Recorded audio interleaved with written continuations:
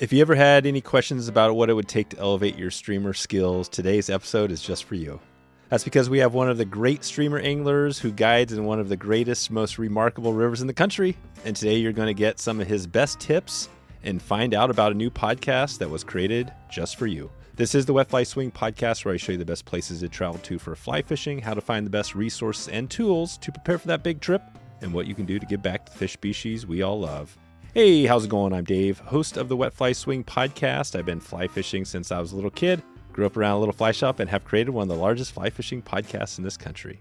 Chad Johnson, legendary guide on the White River, is going to take us back into his amazing world. You're going to find out how the White River came to become this legendary fishery. It wasn't always that way. It starts back with Dave Whitlock, a great Dave Whitlock story. And you're also going to find out when the best time is to target big browns and big fish on the White with streamers. And we're also going to find out why he's still excited about the area, even though the famous Dalley's Fly Shop has moved on.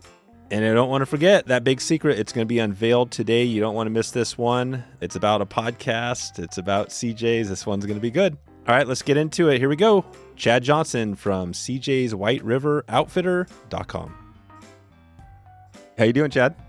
Doing great, Dave. Thanks for having me. Yeah. This is another good one here. I was just looking back, episode 524, which actually wasn't that long ago, really. It was, I think, November, kind of fall, winter 2023. And, we're 25 now and looking ahead. So I think that episode that we did was so amazing, and we'll have a link in the show notes. It got me going on a couple of things. One was that I wanted to do another podcast with you and talk more about the White River and everything you do.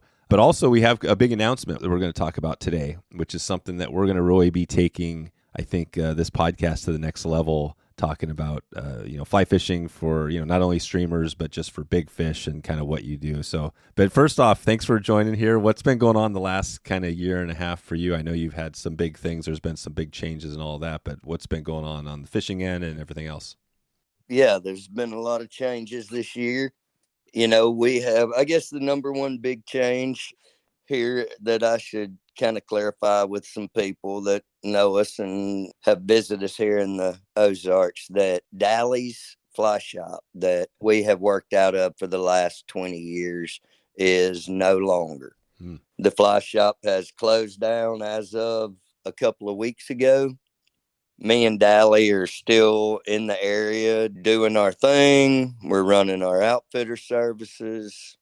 Most of you guys know I'm CJ's White River Outfitters. Yep. So we're just going to kind of start seeing what's next and what's in the future for us. We've got some things on the burners that we're not ready to turn loose yet, but just to kill any rumors or anything that's going around out there, like, we're still here. You're still here. You're not retiring anytime soon. We're still fishing. We aren't leaving the area. Yeah. All of our customers that have booked with Dalley's for years can come book through me or Dalley still, and we're still running the same guide services and guide teams. We're just doing it without the money man's fly shop. That's all. Gotcha. And so we're still in there. But yeah, big change. But, it's pretty exciting, Dave, for me. Just a little side note. It was really funny for me. You called me with the new news and big announcement. Literally the day before the shop closed. Wow. And I lost my media outlet. You popped up. And so, I just feel like, change is coming, but things are falling into place.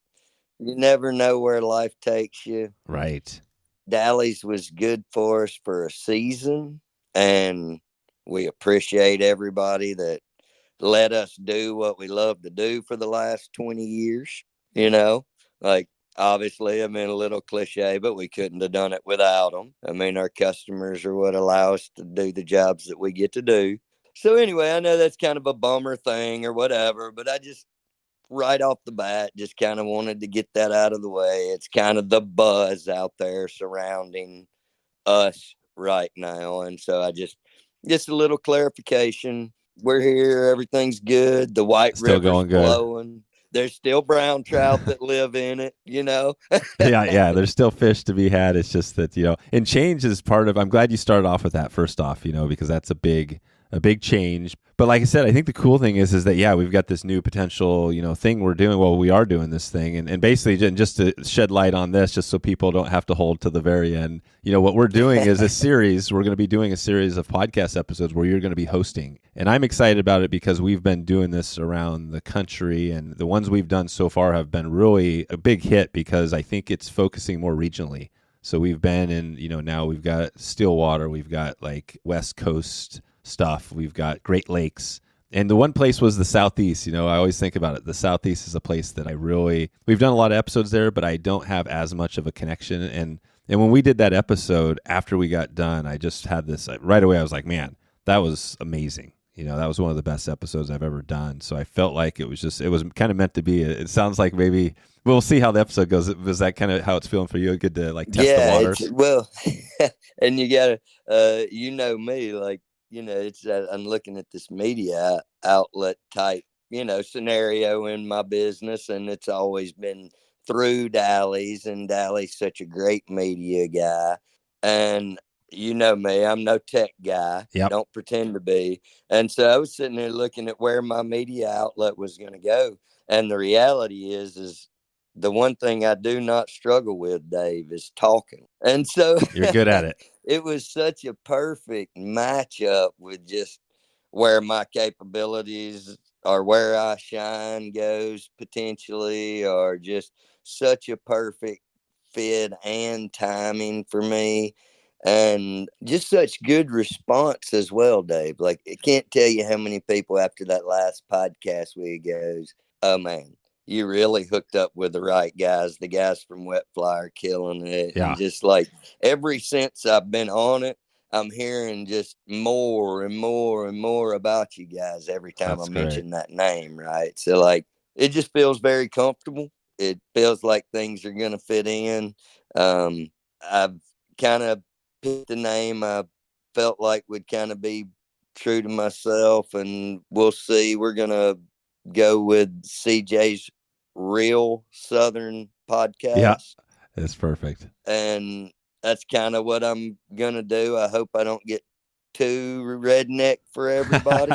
No. I'm sure they can hear from my voice what part of the world I come from. So Real Southern makes a lot of sense. It does. It does. No, I think it's perfect. And don't get mad at me if all of a sudden we pop up and we're talking about catching carp out of a mud hole. Oh, yeah. Right? So just kind of be prepared.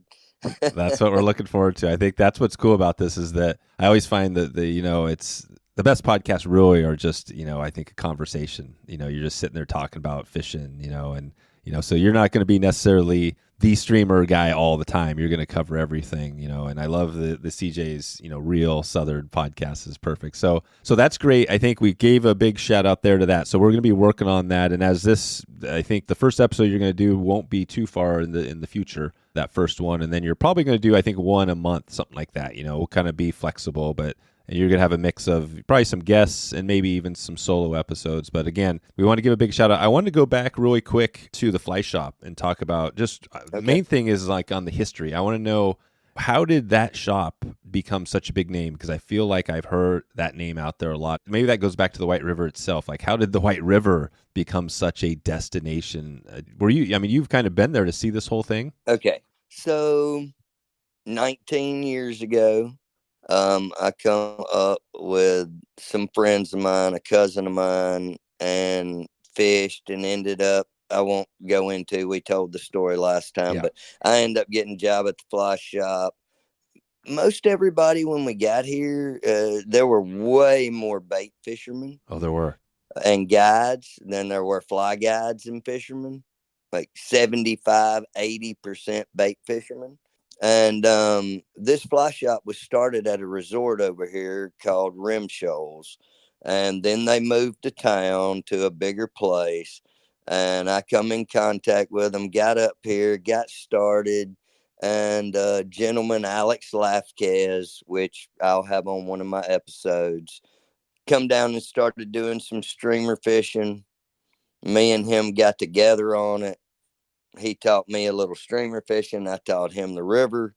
we started working on it. And as we started working on it, what we come to realize was that wintertime was a great time to fish our bigger streamers. And we began to come and work that season. As we began to come and work that season, we just started, because of the trophy brown trout we were putting into the boat with a fly rod versus that a spinning rod or bait, we started getting loads of clout.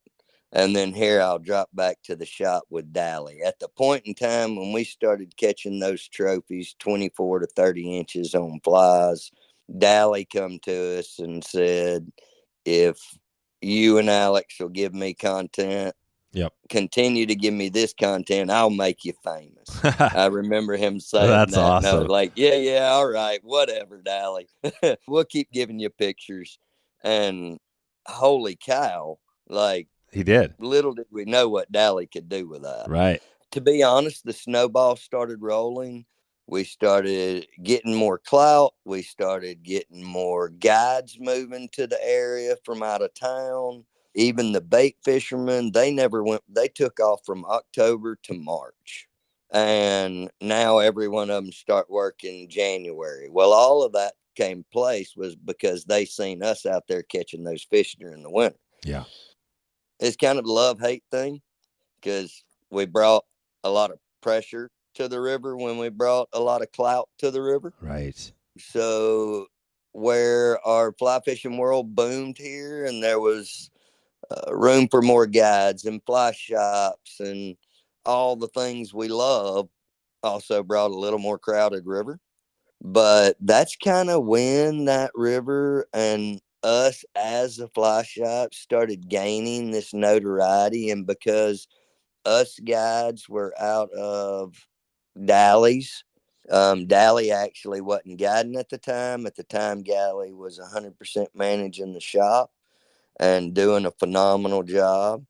And he made sure that everything we done on the water was out there. And over the last 20, or I would say over the last 15 years, the river has totally changed. And now we are 50% fly fishermen and 50% bait fishermen. Yeah. 50-50. 50-50. And it went from like, 80-20. Yeah. Gotcha. Over a matter of 15 years, we have begun to get some really nice regulations. Oh, okay. Due to the pressure, I think that the Game and Fish has seen pressure coming in, began to make some changes to try to accommodate that pressure. You can't keep a brown trout unless it's over 2 foot. Oh, okay. And really, the only people that are catching the fish over 2 foot are people that are going out with guides. Yep. And the people that are going out with guides, the guides are making sure they throw them back even though they are over 2 foot. Yeah, right. So I would say that barring your bank fishermen, like most of your browns on the white are being turned back now. They put a rule and restriction in place with the rainbows. You can only keep one over 15 inches. And in other words, I guess what all I'm saying is the pressure has also brought some really nice regulations. It's brought attention to the river, both in the law enforcement and by the fishermen themselves. So I think you're just seeing the White River and this Ozark area mature as a trout fishery because 15 years ago, that wasn't the thing. Yeah. 20 years ago, that wasn't a thing. You tell people that you were going to trout fish in Arkansas and they looked at you like, right. Well, it was this mentality. Well, why are you going down there to the trout parks instead of going to a real trout fishery? Right. And that tailwater, right? And the White River is a tailwater, right? So it's been a tailwater for quite a while, right? It's been a tailwater. Our dams were made in the early 50s and late 50s. And what you're seeing, though, as this tailwater, so we've got a couple of unique things. And we've touched base on this once before, so I won't go into detail, but just to touch base, Dave Whitlock. Oh, yeah. Yes. Okay. He planted vibram boxes in this river from 1980 to 1990 with bitter root brown trout.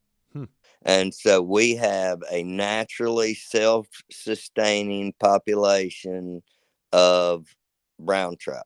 Those bitterroot brown trout are the strain that you're seeing that's being caught of these massive fish down Oh, here. right. Okay. And so that, and the reason that that's happened is because of Dave. Well, you've seen it mature over these last few years. Yeah. When Dave first started doing it, we weren't seeing the results because those fish had to get to that caliber and begin to reproduce. Wow. And so now you're seeing 20 years later, or no, 40 years later, 40. you're seeing the results of that. Wow. That is so cool. And then the other part of the white that's becoming so, we never fished it that way before, right? We weren't catching those big caliber of fish because we weren't doing it that way. And then over the last 40 years, our river is actually maturing, Mr. Dave. Is it? You know what I mean? No. In other words, yeah. What is it doing? So to begin with, we had sow bugs and scuds and midges. Okay. That was your typical tailwater, Ozark. That's what everything's feeding on. You couldn't walk into the river without walking out with your boots covered in scuds and sow bugs. Okay. A few years ago, we had some diddy mo, which is like this rock snot, probably come in on somebody's boots or what have you. And it actually killed a lot of our crustaceans. Oh. We were really worried there for a period of time. So you had an invasive species that came in. When did you start hearing about that? I would say that would have been in the early 2000s. Okay. Oh wait, no, that would have been 2010 to about 2016. Okay. And it's really cool. There's a lot of rivers across the pond that got that diddy mo that it just took over the bottoms. Our saving grace was that we run this big generated power, so it would be low and that stuff would get a lot of sun and it would grow, but then they would cut on 8 generators and it would just rip it off the bottom. Oh, wow. And so that was our saving grace. It never let that stuff root real well. And it ended up finally getting flushed out. No kidding. Yes, it was amazing. It ended up getting flushed out. And I mean, we still see some here and there, but just nothing with the bloomage that we used to deal with. And so since that time, over these last probably, I would say 12 to 14 years, we have seen a prolific caddis hatch come about that we did not have before. Well, that's the river maturing. Those bugs are finally getting settled in and matured in. And then we started seeing sulfurs. And we would always have a few sulfurs here and there. But now we're having prolific hatches. Oh, wow. Where they're just hatching in your cup holders and getting in your glasses. And so it is becoming a dry fly fishery, and we never had that before. And so now, at some point through the day, from basically April to September, I'm getting to fish some sort of dry fly through the day. Nice. I didn't get to do that, but 10 years ago, even 10 years ago, I didn't get to do that. We didn't have that many bugs that I could pull that up where, like you say, almost every day you can pull off something on a dry. And so it's just really cool to see that river maturing. I think the river maturing, this is a long answer to your question, but I think the river maturing at the same time that us guys, me, Alex, Steve, Ben Levin, Gabe Levin, all these different guys come in and started fishing it different. Yep. All correlated at the same time with Dally's media skills. And that's the correlation of what you've seen Dally, or how you've seen Dally's blow up. It was a matter of a core 3 or 4 guys hitting the river at the exact right time with the exact right media guy for all of it to come to fruition. That is awesome. And that's what made Dally's blow up into what it was. Grand Teton Fly Fishing is a premier guide service and fly shop that has access to some of the most coveted rivers and lakes in western Wyoming. Their simple goal is to share their valued resource and have you experience a native cutthroat trout rising to a single dry fly in the shadows of the Tetons. You can check out Grand Teton right now at grandtetonflyfishing.com. Let them know you heard of them through this podcast. Since 1972, 4-Wheel Campers has been building tough, lightweight campers designed to fit almost any truck. Whether you're after something minimal like me with the Project M or looking for a fully equipped camper ready for your next off-grid adventure, 4-Wheel Campers has a solution for every outdoor enthusiast. You can head over to 4wheelcampers.com right now and use the builder tool to see which topper, slide-in, or flatbed is ideal for you. I can't help but think, I just watched the movie. I can't remember the name of it, but there's this new Elvis movie that came out. It's a really interesting take. I'll put a link to the show notes of it. But what it covers is the background of the person who basically hit Elvis's media guy. And he was this really kind of crazy guy who was in a lot of ways bad for Elvis, but he was a very good producer. And he got him, basically got him to become the most famous person in the world. But I can't help but think about Dally here is that he's this media producer, this great. So where does that come from him? Do you know much about that? Is that something like he's always had the production? I know a little. So, he's from Australia. Okay. Wow. He's an Aussie. And he wrote, I don't want to get this wrong, sure, but I'm pretty confident here. I know this. He was a sports writer for a magazine over there. Oh, wow. Okay.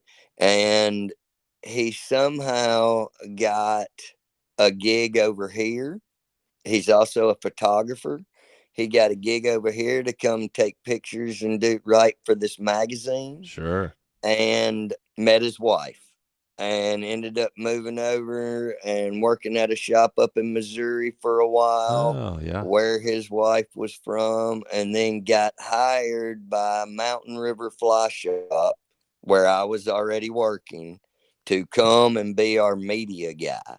And then he came to be our media guy, started getting everything set up. Shortly after that, in 2009, we had that big downturn in the economy.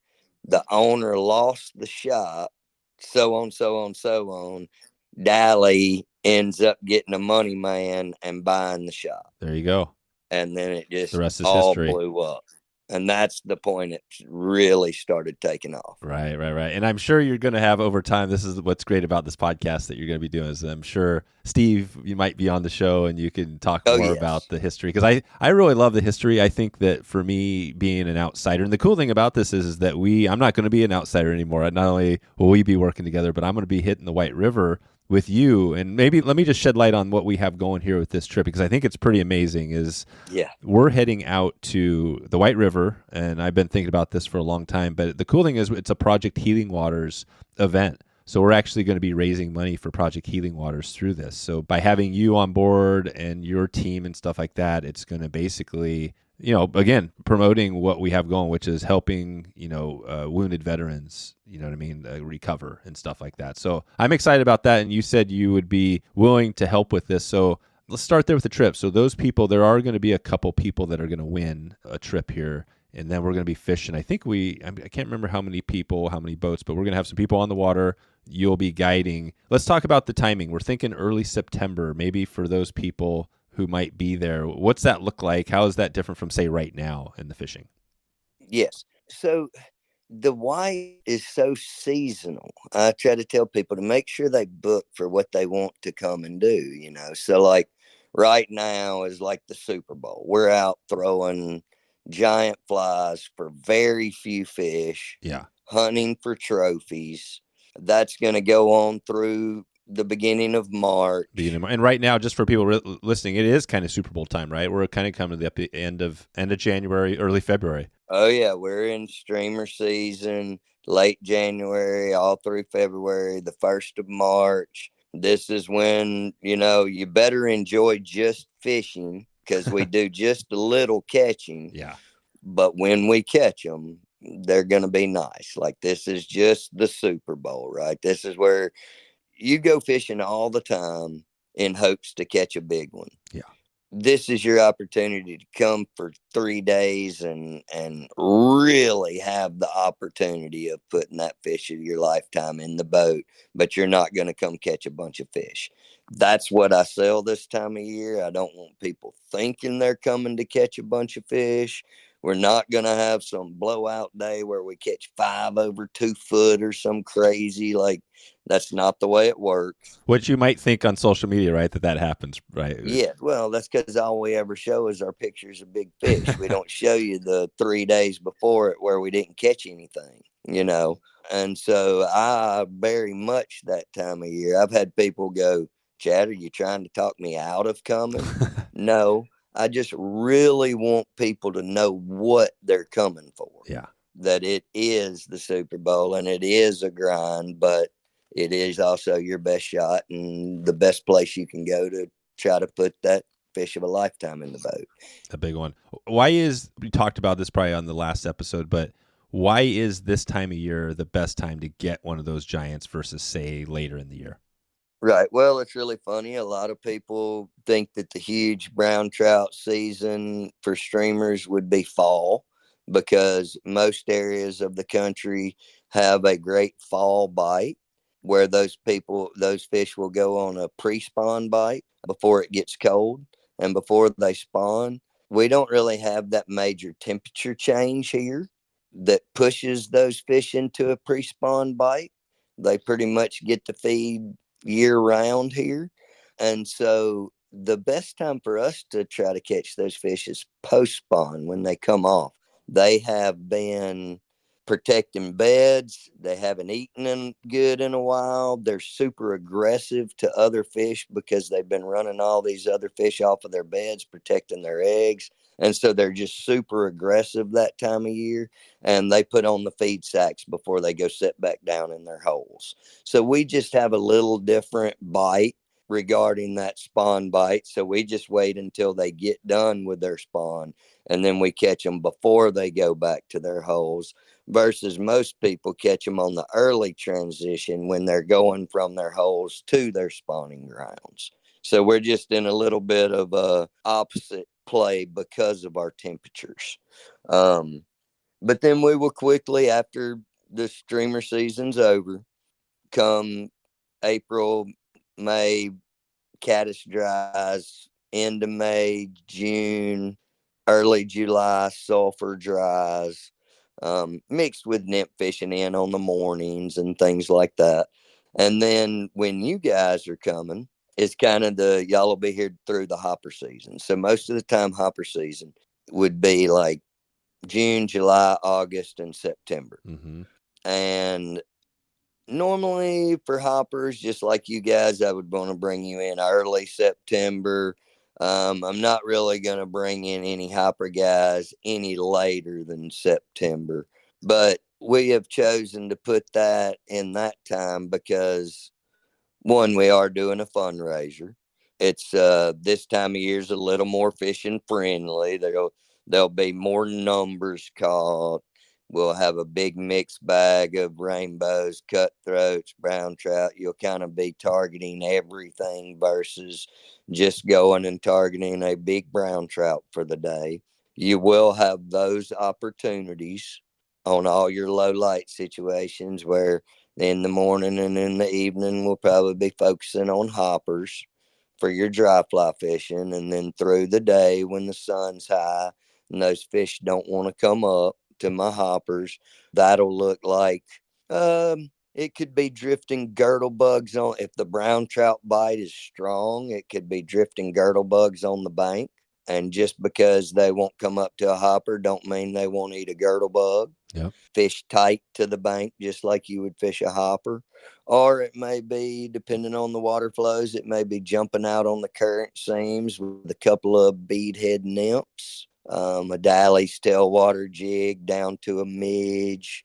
That's a mayfly to a midge. You may do a girdle bug to a midge where you're still in the game for a brown, but you got a midge on that could catch a rainbow. And we just kind of will mix it up through the middle of the day just to keep some action going. and then have ample opportunities on front end, back end for hoppers. And that will run till about the end of September. And then October, November really look like I try to bring a lot of families that time of year. I try to bring a lot of beginners that time of year. It's a great time just to come catch rainbows, maybe have a shot at the occasional brown. They have started moving at that time, but that's more of a time of year I try to do that program. So I have very specific programs for very specific people, and just as they call, I try to fit them in the right places. And um, then I have a lot of guys that just call and go, I don't care, just take me fishing. Right. Take me fishing whenever. Right. So, like, we're able to just accommodate people per what they need. But that's just kind of what the year looks like as we go into the podcast. Yep. I'll be breaking that down more and more. The plan is to kind of have a 10-minute segment on each one that's kind of just letting you know what's going on the White River today. Yeah. Or this month. And so there'll be a tag in there. So we're going to kind of work that out where we somewhat have our guests and do our podcast. But then I'm going to give you a little 10-minute gig at the end on just what's going on that month here in our waters. And so I'll keep you guys up on that and kind of how we do that. But very excited about this program with these guys in September. This is, yeah, I don't know. If we can't give back, what are we doing? Right. Right. This is kind of what it's all about. So it's really cool that y'all have that y'all reached out to these guys, and that these are the kind of programs that y'all are trying to run. You know, we do a lot of conservation stuff, but giving back to our veterans, man, that's it's just kind of, it's another step, man. It's a really it's very admirable. Well, it's cool, and I want to give a shout to Stonefly Nets, because Ethan is really the person that kind of kicked this off. As we've been working together the last few years, but we were thinking about this, and I think Project Healing Waters just came to the forefront for him. And I haven't done anything specifically. We've done some Project Healing Waters episodes, but nothing like this. And the cool thing is that I think who we're working with there, AJ at Project Healing Waters, he's really stoked and excited about this, and thinks it can be like, this could be a really cool annual event, if it works out well. So I feel like, again, it's kind of a good timing, good fit, and then we're going to be also, have some opportunity at fishing. Do you think we're also going to have some opportunity at catching one of those 24 inchers in early September? Okay. So I'll give you a little short rundown. Yeah. This is kind of a generic. All right. So when we're fishing those streamers, we're catching fish anywhere, and this is the broadest spectrum I got. We're catching them anywhere from 20 inches to 30 inches. And why? Oh, and it's just size, right? Because you're using a big fly, so the little fish, they're still there. The 15 inchers, they can't. It's just too big. We're just kind of rolling them out. Yeah. We're rolling them out with those bigger bugs. Yeah. So that's because it's going to give kind of a size rundown within perimeter. So I'm looking at that caliber, 20 inch to 30 inch. And I mean, there's been a couple over that caught, but that's a large target when you get over that 30. I've only had a couple caught out of my boat. Yep. Over 30. Jeez. And then when we get into our caddis season, just basically April, May, I'm catching browns and from 17 inches to about 23 inches on those dries. 23 would be getting into a big one. And then if you got over that holy grail. And then when I get on my sulfurs, end of May, June, and early July, that's going to be the same gig. I'm going to catch them 17 to 23 inches, with anything over that being a holy grail. And then when I get to my hopper girdle bug season, that June, July, August, September, I can pull some bigger fish on those at times. At times, I can get them up to 25 inches on the hopper, and I can get them up to 25 inches on a girdle bug. And I have seen some bigger ones caught on girdle bugs. Girdle bugs can catch some slipping sometimes. But yes, I have opportunity to catch fish up to 2 foot to 25 inches on a hopper. As a general rule, they're going to be 18 to that 23 inches, but you are more likely to catch a 2-footer on a hopper or a girdle bug than any of my other dries. Okay. They seem to be that caliber up to 2 foot that focuses on those smaller 14s and 16 dries. And then I can get some of those bigger fish to eat a meteor. That hopper's a little bigger male, that girdle bug's a little bigger male, and I can get up into that 2 foot class with those. And then October, November are generally no, I'm not going to catch anything of that caliber at that time of year. That's, I'm doing other things that time of year. Pescador on the Fly offers a full spectrum of fly fishing gear for any angler at any budget. By bringing high-performance rods directly to the angler, they eliminate the middleman markup, saving you time and money. The top-tiered El Rey series is designed for serious anglers, with the El Rey G6 being the most packable, high-performance rod on the market. And most anglers who try the G6 can't believe it is a 6-piece rod. It performs just like a 4-piece. There's no difference in performance.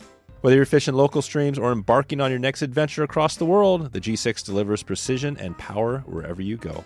You can get 10% off your next order right now if you use the code WETFLYSWING at checkout. That's PescadorOnTheFly.com. Use the code WETFLYSWING for 10% off. Never fly without your G6. Discover the El Rey series and more at PescadorOnTheFly.com. So yes, that's great. So there are some opportunities. And again, this is not about, and that's a cool thing. It's not about the catching the biggest fish. This is about generating some sponsorship, some support for Project Healing Waters, right? And we're going to have some fun along the way. This is a drift boat, right? The White River, is it mostly a drift boat type of thing with the Fly? No. No, it's not. Nope, I can hear that you're surprised. No, so y'all are going to come to Arkansas and see a boat that you've never seen anywhere else. It's literally made here in our hometown. The only 3 or 4 companies that make them are all right here. It is known as a White River boat with a very unique story.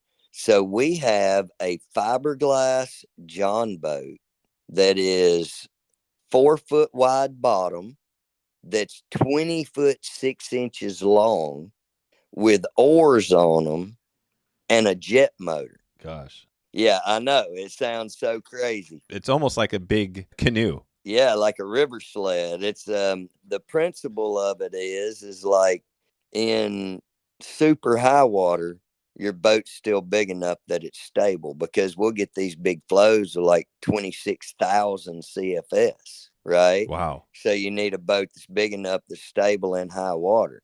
Yet we'll get all the way down to 500 CFS, where there's rocks showing everywhere, and you need to be able to get on plane and be able to float in skinny water. Well, with us having that much surface, the boat floats really high. And so it's kind of the best of both worlds. So what we end up finding ourselves doing is jetting to where we're going to fish, and then jumping on our oars and rowing through the section. And, we need to cover water. So we're a tailwater. We may be sitting in 5,000 CFS, and I can't get them to bite a streamer in that for anything. Well, they just turned on 10 grand at the dam. Well, I need to be able to run up and get on that 10 grand where my streamers work. Oh, right. Well, I can't run upstream in a drift boat. Nope. Now, mind you, there are some trips when the water's steady. We all have drift boats. Oh, you do? Yes. Yeah. And if the water's steady and then yes, you can carry your drift boat. Yeah. We carry our drift boat on all our, that's what we guide smallmouth out of on our creeks. We guide smallmouth over here as well, and we do that out of drift boats and rafts. But on the big river, we're generally in that jet boat. I was going to tell you what's really cool is back in the day, the way that boat originated was anything under 20 foot has to be Coast Guard certified. Oh, right. And to be Coast Guard certified means that you have to have enough flotation in it to float the boat if it flips. Well, on a river, if your boat floats when it flips, then all it's going to do is beat and bang its way down river and tear your boat apart. Yep.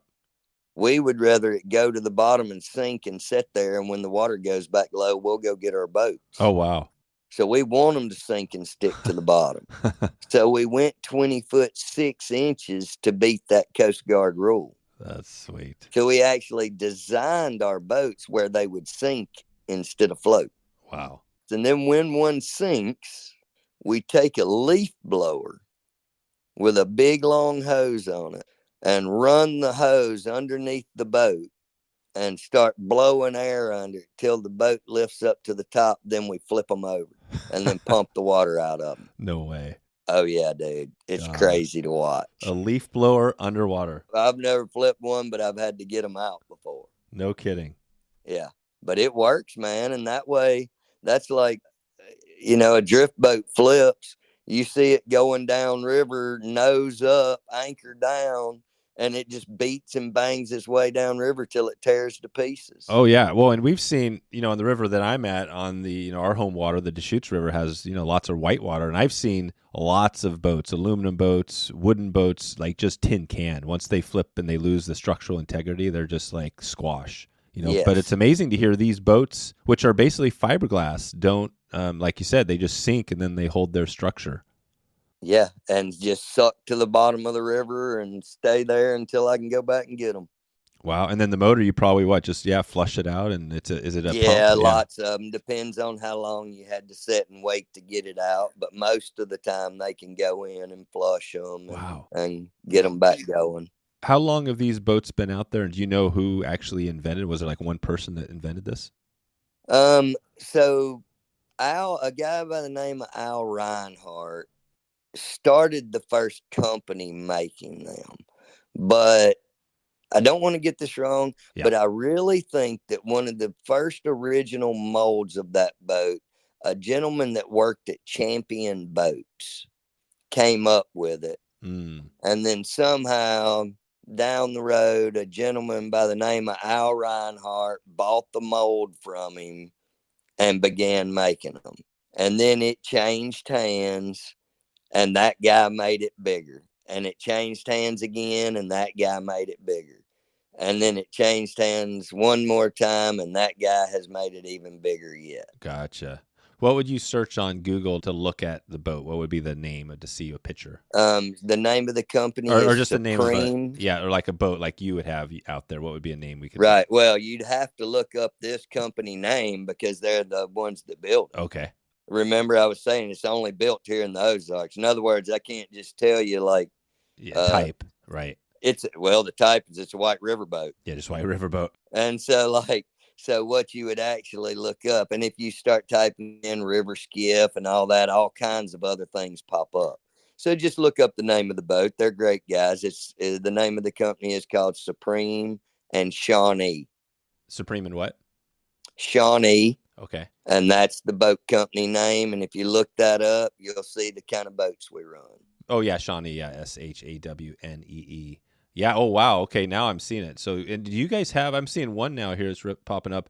River Boats, Supreme and Shawnee Boats, and it's got a platform, like a polling platform. Yeah. So we don't have polling platforms on ours for the river. However, we put polling platforms on them, and we take them down to the coast and catch a bunch of big redfish out of them.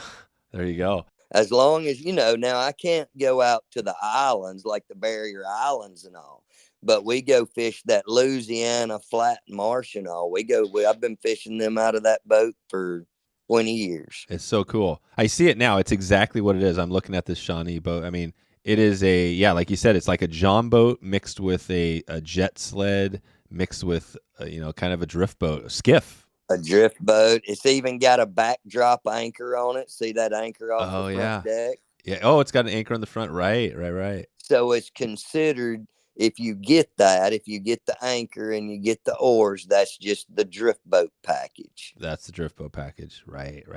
Wow. I'm glad we got into this because I'm a big, big boats. I love talking boats, and we. Okay. Well, check this out. So what you'll see when you come is all of your bait fishermen are going to have that same boat with a prop motor on it. Oh. And they are going to run their motor all day long.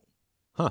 They're going to run up, and then they're going to kick it in reverse and at an angle, and they're going to start drifting backwards and controlling their boat with their motor running while they're catching fish. Yeah, back trolling. Like, what are they running? Like spinners and spoons and stuff like that? Spinners, no, they're running a lot of these guys up here, dude. They're fishing bait. Bait. So, like, what would be bait? Like eggs and stuff? Minnows. Crawdads, worms. That is the one thing, like, we're in Arkansas, baby. Yeah, bait is good. That part has not changed. Bait's not going away anytime soon. It's not going away anytime soon. Yeah. And then you're going to see all of your fly guides are all going to have a jet boat with a rowing package. Oh, right. Because we're going to jet to where we're going, and we can get in skinnier water with our jets.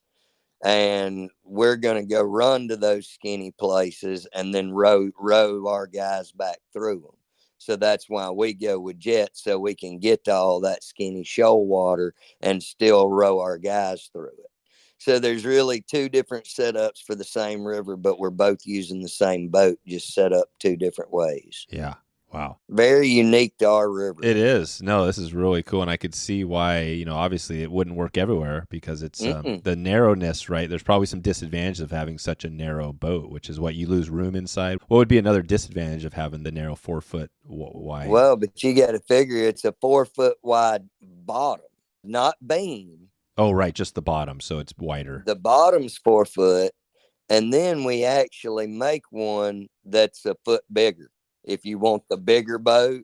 And so you can get one that's 5 foot bottom. So heck, it's actually, you figure when you get 4 or 5 foot and it's 20 foot 6 inches long, I mean, my fishermen are in a boat together standing 15 foot apart. Is it pretty stable? Oh, dude, that's the whole principle of it. The way I normally explain it to people is like, it's got enough surface that it floats high in skinny water, and it's got enough surface that it's stable in high water. Right.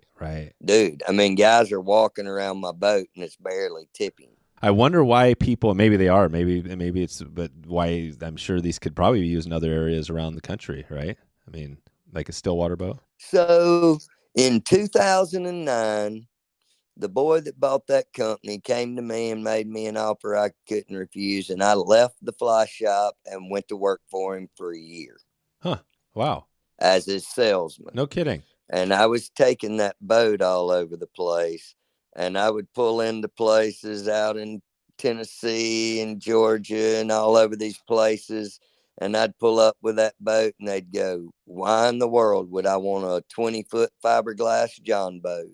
And I'd try to explain it to them, and they weren't having it. Right. The 20-foot is a big boat, right? Versus, say, like a skiff, which you do see out there, right? Or not, maybe not in your area, but the 16-foot. I see some of them, yeah. You see some of this. The 16-foot skiff is probably a little more manageable when you're floating, when you're rowing. I'd guess maybe it's easier to get down a river, It is easier to turn. These boats, we say you don't row them, you steer them. You steer them, right. It's more like those giant well, maybe not, this isn't a good comparison, but some of those gear boats on the Middle Fork of the Salmon, which are just keep them straight. Yes, that's right. You just kind of steer those things down. You ain't just like rowing and back rowing and holding them in a little eddy or nothing. No, you're not doing that. You're anchoring, you're finding a spot and anchoring up and like fishing. It's a tank.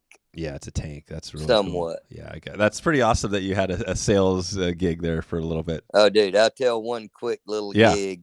So I have the owner at the time. He goes, all right, Chad, I got this boy over on the Caney Fork that says if we can take him from his house to the dam, that we can sell as many of these, but he can sell as many of these boats as we want. They need a boat over on that tailwater. He goes, meet me over there, bring me a boat. And so I loaded up a boat and met him over there. And he goes, well, when we get there, I'm going to drive him up to that dam because, Chad, I'm going to get him up there.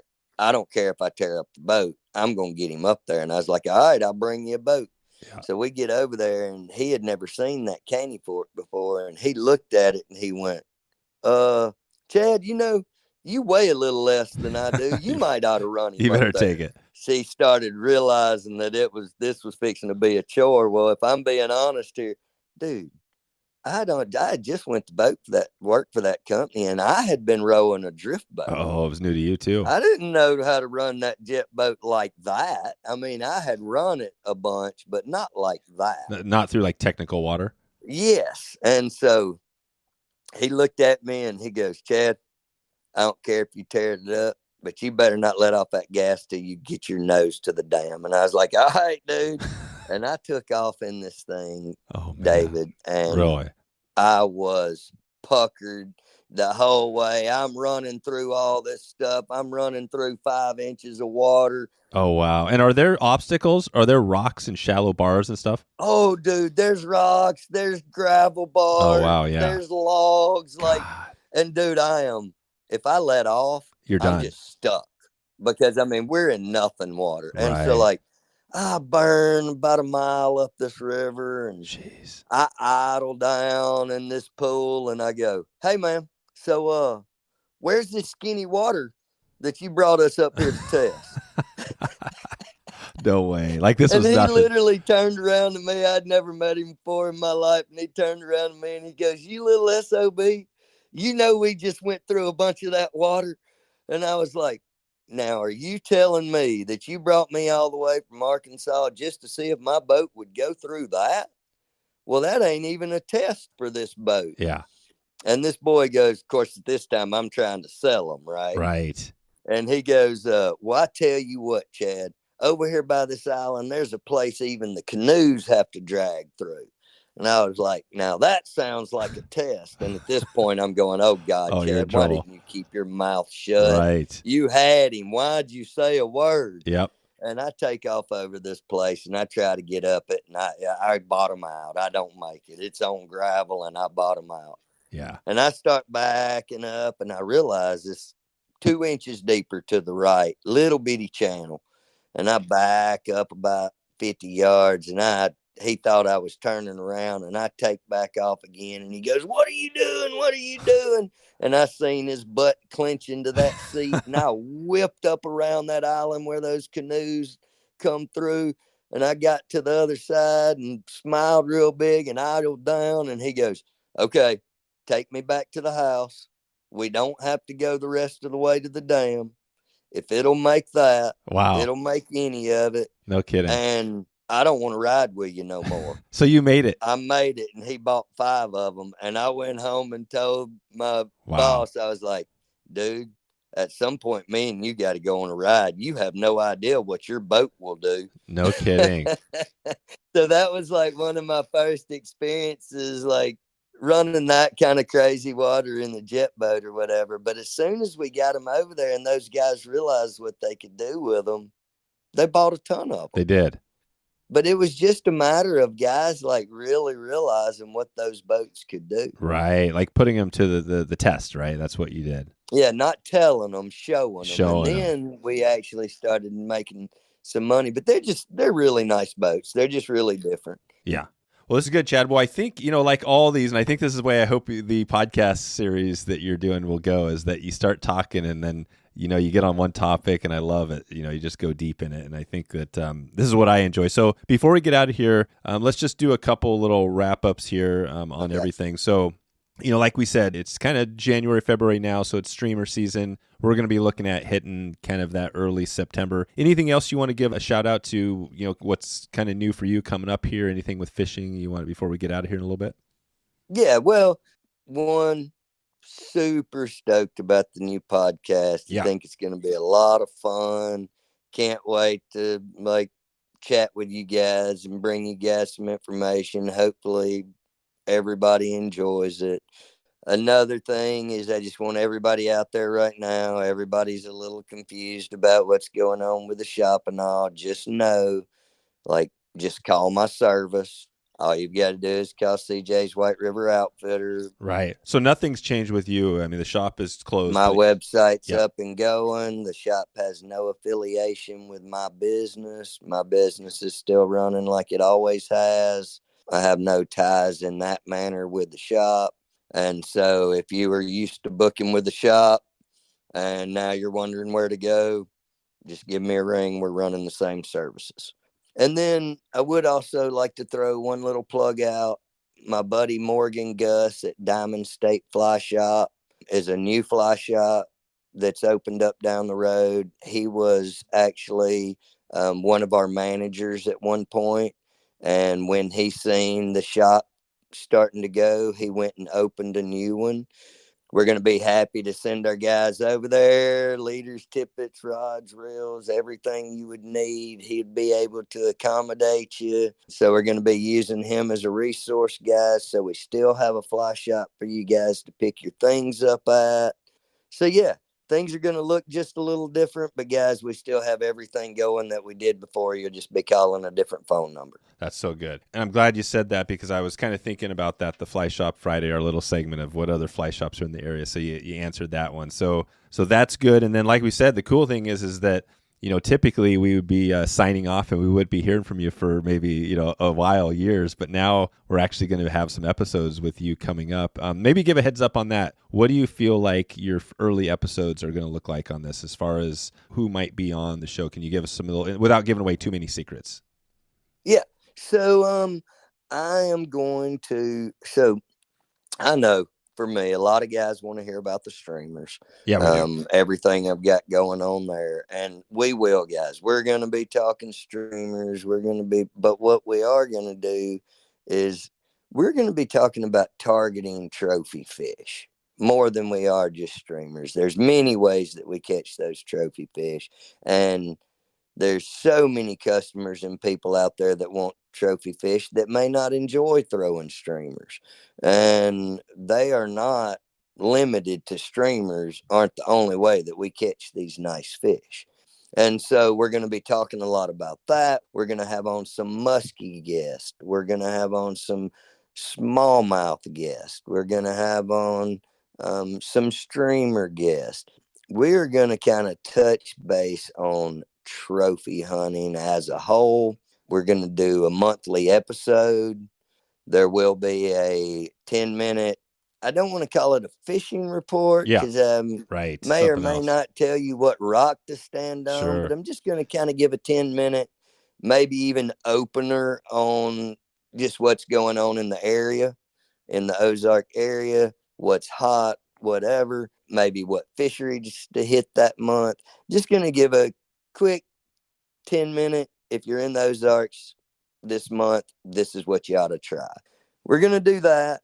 We're going to try to be somewhat more than just a feel good two guys chatting. We are somewhat, just like yourself, going to be somewhat informative.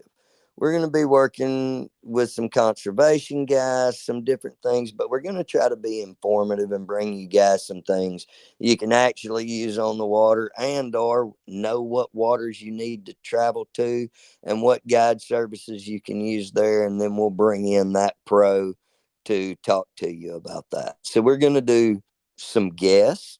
I'll do some here with a couple of local guys, probably have on the Buffalo River Boys, Alex Lafquez. We've got some surprise guests for you guys. I don't want to let too many cats out of the bag on guests, Don't let too much out. Yeah. But dude, I'm excited about it. Think I got some things for you guys, and like just kind of ready to get started. I'll have the opening one up by next month. All right, And good. we'll get started, and we'll kind of go off some feedback too, guys. As y'all give us feedback, the end podcast could change and look different depending on what kind of feedback we're getting. So you guys don't be involved, right? Hit us back up. Let us know what you're thinking. Yeah. Where's the best place if somebody's listening to the podcast this year and they want to ask you a question or give you feedback on it? How can they get in touch with you? So emails are going to be the best for any questions. Yep, for questions. Okay. And then for any bookings, there's actually a booking number on there. Oh, there's a phone number. Okay. Mm-hmm. And just to put out there, guys, I mean, you guys with shops, you guys with different things you have going on. If y'all are interested in me or any of my guys coming and doing like tying classes, casting events, don't be afraid to reach out. That can be done by email as well. So you're doing some of this. So some of the stuff you're going to cover are not the topics won't just be for White River. It could apply to other areas around the country. Oh, no, it definitely will. Yeah. I'm going to. So several of my guests will be from certain destination places. And so those are going to be destination places that we're going to talk about as you go. So, like when I have Alex, we'll talk some about the White River, but we'll also talk about smallmouth fishing, musky fishing on the Great Lakes. With some of my other guests, Montana, we'll talk about the must-to hits over there in that area, and then there'll be the 10-minute clip on the Ozarks. I'm going to be able to cover most of what I got going on in the Ozarks with my 10-minute clips at the beginning. And so most of the fishing will be on other places other than the couple of episodes that I just do myself. And so, yes, this will be the where to and how to hunt trophies across the U.S. Perfect. And right now, as we're going to be kicking this off, we're looking at CJ's Real Southern Podcast as the title. And that can be flexible, but I think that sounds amazing to me. And then, like we said, CJ's White River Outfitter.com is the best place to kind of track you down there. And Chad, I'm really excited about this because for everything we talked about. So I think we can leave it there today and just get fired up for this first episode coming up here. And I just want to thank you for all your time today. And definitely, like I said, I'm just as excited to jump into this. So thanks again. Yeah, David, this is just great time. And I think it's going to line up really well. I think we're going to have a lot of fun. And the more we can do for our veterans and that type thing, as far as I'm concerned, the better off we are for it. And I just really like the whole program, man. I'm excited to be a part of it. And I just reiterate one more time, you guys let us know what you're enjoying out there. Like, feedback is good because end episodes could change depending on what you guys are giving back to us. So just, don't be afraid to put in your 2 cents. Love it. All right, Chad, we'll be in touch. All right, Dave. Thank you. Okay, you know what your call to action is right now. Check in with Chad and let him know you are excited about the new podcast we talked about here. Checking in with him and let him know you heard this episode. And make sure you subscribe, because if you subscribe, you will get that upcoming episode with Chad. The new podcast will be delivered right into your inbox. You don't want to miss that. So subscribe on whatever app you're on and make sure you are ready to roll. All right, a couple updates before we get out of here. We've got that next episode coming up here is going to be Gunnar Bramer. That's going live on Wednesday this week. Don't miss that. Gunnar is another big streamer guy, and he has a different take on everything as well. So you don't want to miss Gunnar. It's one of our best episodes ever, the first one he did. So we're excited about this one as well. We also have a coho clinic. If you are interested and you're on the West Coast and you want to learn about fishing for coho, we're going to be up in Washington State with Waters West. If you're interested, Waters West Outfitters, Waters West. We're going to be doing this coho clinic style. So check in with me, Dave at wetflyswing.com. If you have any questions or want to get more information on that. And I'm going to get out of here. I hope you enjoyed this one. I'm glad you stick around to the very end, and I hope you have a great afternoon. Hope you have a fantastic evening, or if it's morning, I hope you have a great morning. I hope it's going to be a good day for you. We'll talk to you soon.